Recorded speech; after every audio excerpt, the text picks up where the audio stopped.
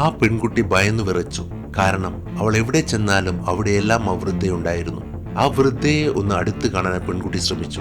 പക്ഷെ അവൾ അടുത്തേക്ക് ചെല്ലും തോറും ആ വൃദ്ധ കൂടുതൽ ദൂരത്തേക്ക് മാറിക്കൊണ്ടിരുന്നു. അവൾ നിൽക്കാൻ വിളിച്ചു പറഞ്ഞു. പക്ഷെ വൃദ്ധ അതനുസരിച്ചില്ല. പെൺകുട്ടി തിരിഞ്ഞു നടന്നു.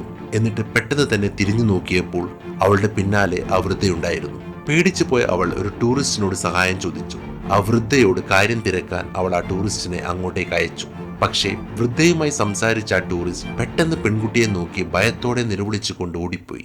പേടിച്ചരണ്ട പെൺകുട്ടി അവിടെ നിന്ന് ഓടി. അവൾ ഒരു ഹോട്ടലിന് മുന്നിലെത്തി. അവൾ തിരിഞ്ഞു നോക്കിയപ്പോൾ ആ വൃദ്ധ അവളുടെ പിന്നാലെയുണ്ട്.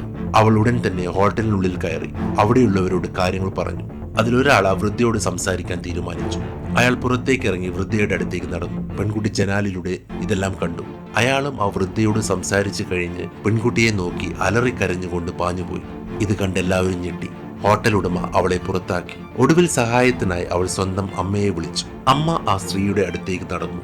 അവളും അമ്മയും ഫോൺ ഉപയോഗിക്കുന്നുണ്ടായിരുന്നു. അമ്മ വൃദ്ധയുടെ അടുത്തെത്തിയപ്പോൾ ഫോൺ കട്ടായി.